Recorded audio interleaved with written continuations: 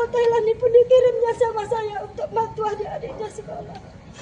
Jadi saya nggak terima anak saya begitu berat tuntutannya, sementara anak saya pun tidak tahu mengetahui apa-apa.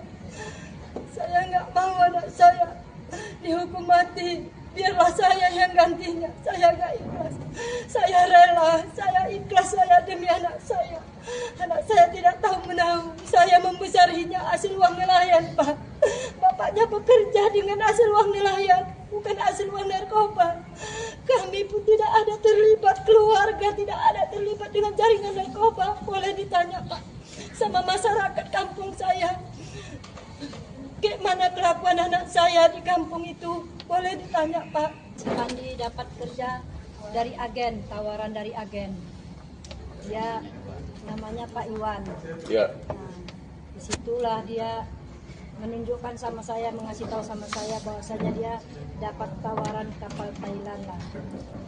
Diceritakannya si Iwan ini langsung mungkin tak ngomong apa sama si Pandi, langsung AP si kapten, dikasihlah nomor si kapten sama si Pandi.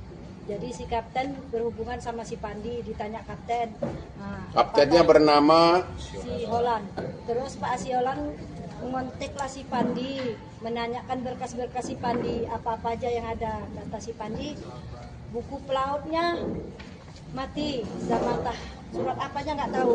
Itu disuruh si Holland itu urus katanya. Jadi saya bantulah anak saya bawalah anak saya pergi mengurus itunya, buku paspornya. Nah, ditanya si Pandi, kapalnya kapal apa, Kep? Kapalnya kapal kargo. Nah, baru nanya. Jadi masih tanya kapal apa? Iya, kapalnya Ya, kapal apa, Kep? kapal apa? Nah, itu sangat, itu kelihatan nanti jelas dari ada yang nggak konspirasi. Ya, terus? Kapalnya kapal kargo katanya. Nah, berapa, Kep? Katanya 2000 US dollar, saya dengar gitulah dibilangnya sama saya. Jadi ya udahlah, Kep, katanya, kalau memang itu berkas-berkas saya pun udah selesai katanya. Jadi katanya berangkat tanggal 1 Mei 2025, ibu ngantar anak ibu ke rumahnya kapten. Iya, saya ikut antar. Saya tanya, Pandi udah lama kenal sama kapten? Belum, Mak. Baru inilah mau kenalannya, mau pergi inilah kenalannya. Pada Langsung saat berangkat baru kenalan secara fisik ya. Iya. Tanggal 1 Mei 2025 ya. Iya.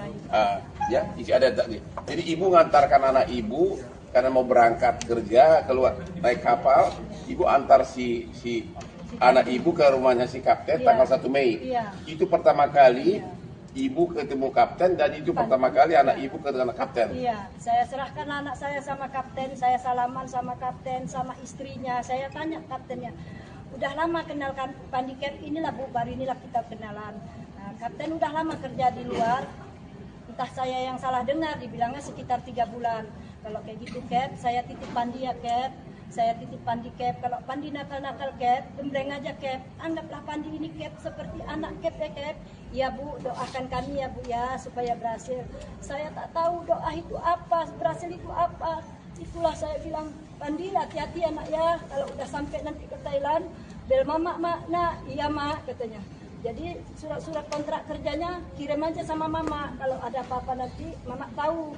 Ya Mak, ini surat kontrak kerjanya Mak ya. Kalau ada apa-apa tuntut aja Mak perusahaannya. Bilangnya kayak gitu Pak. Saya baca di BAP katanya si anak ibu ini waktu sesudah 67 bungkus ini masuk kapal nanya itu apa, kata si kapten katanya itu uang dan emas. Iya, Itu di persidangan apa pengakuan dari si Pandi bahwa dia pernah menanyakan itu ke kapten, diakui kapten nggak? Ya Bu. diakui pada saat sidang diakui. Oh, hanya dari situ aja sudah jelas. Diakui. Artinya pada saat barang narkoba itu masuk dibantu masukin karena memang ya kan perintah dari kapten. Sesudah masuk si Pandi ini nanya ke kapten, ini barang apa? Karena dia curiga jangan-jangan ini bom. Kalau nggak salah begitu bom, ya. iya. Apa Bahkan bom ada atau jangan-jangan apa? ini bom. Ya, itu bahasa. Oh, si kapten bilang itu uang dan emas. Dan itu diakui oleh si kapten di persidangan ya. Dari situ sudah merupakan fakta yang jelas bahwa memang si Pandi ini tidak tahu apa isi 67 itu karena si kapten mengakui, dan juga fakta mereka baru kenalan 1 Mei pertama kali. pertama kali benar-benar ketemu si kapten ini pada saat mau berangkat, ya kan? 1 Mei ya? Sebelumnya kan hanya melalui agen. Yang ibu antar ke depan rumahnya si kapten. Jadi tidak ada konspirasinya, niat jahatnya, mensreanya di mana gitu loh, Bu. Semua, Karena ibu hadir itu. semua mengakui bahwa si Pandi memang ada bertanya sama kapten. Paginya ditanya si Pandi sama kapten. Udah malam si Pandi bilang sama kawan-kawannya, ini barang apa nih bang? Tak betul lagi ini barang, pasti bom ini. Apa nih? Masa nggak curiga ini pasti bom? Mari kita tanya sama kapten. Udah nih katanya. Nah, itu makanya Pandi nggak enak juga. Paginya didatangi Pandi si kapten. Cap, barang apa itu Cap? Ayo kita periksa, diajak Pandi, kaptennya meriksa. Ayo kita periksa Cap, barang itu Cap. Enggak itu uang sama emas, kata si kapten. Jadi si Pandi bertanya 2 kali, pertama kan paginya. Iya, pertama kan malam itu waktu disuruh Malam ngangkat. tanggal 13 ya? Nah, malamnya disuruh ngangkat. Jadi begitu diangkat si Pandi barang tuh, Pandi udah curiga, udah merasa nggak enak hatinya. Dibilangnya sama-sama yang mengangkat juga, kawannya sih. Apa barang apa ini bang katanya? Ya enak perasaanku ini tak betul lagi nih, pasti bom. Masa kalian nggak curiga dengan barang ini, dibilang si Pandi. Karena di tengah laut disuruh kapten, Iya. anak buahnya disuruh estafet masuk pindahin barang dari kapal nelayan ke kapal mereka. Dan gak mungkin nolak dong kalau kapten menyuruh kan? Ya, itu posisinya si Pandi lagi jaga. Harapan saya, anak saya mohon dibebaskanlah kepada Ibu Ketua Hakim, kepada Bapak Jaksa, kepada Bapak Presiden, tolonglah bantu anak saya. Karena anak saya tidak tahu barang itu apa isinya, tidak tahu. Kalau dia tahu mana mungkin dia mau ikut, dibilangnya kalau aku tahu ini ya Cap, aku tak akan berani pergi. Mana mungkin aku mau katanya. Jadi kau harus tanggung jawab Cap dengan diriku ini Cap. Sampai sejauh ini kalian bawa aku nggak tahu menau. Orang tua aku menyerahi sama kau Cap, bagus-bagus Cap. Ternyata kayak gini kau buat aku, kata anak saya. Jadi harapan saya dengan keterangan anak saya bahwasanya anak saya tidak terlibat, saya bermohon sama Bapak Presiden.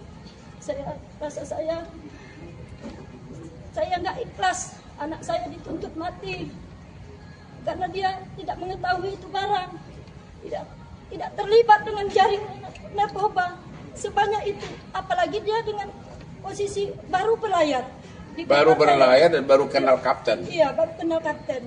Nah, jadi di mana salahnya? Makanya saya nggak terima anak saya.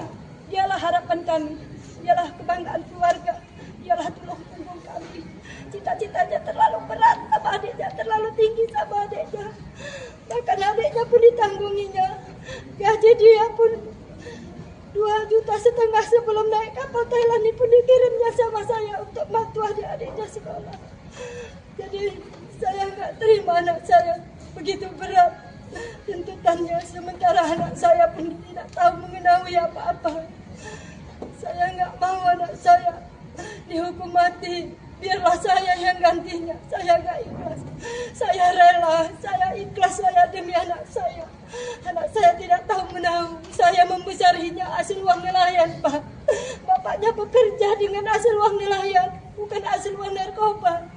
Kami pun tidak ada terlibat, keluarga tidak ada terlibat dengan jaringan narkoba. Boleh ditanya Pak sama masyarakat kampung saya, gimana kelakuan anak saya di kampung itu. Boleh ditanya Pak, tidak ada anak saya mengikuti jaringan narkoba sebanyak itu Pak.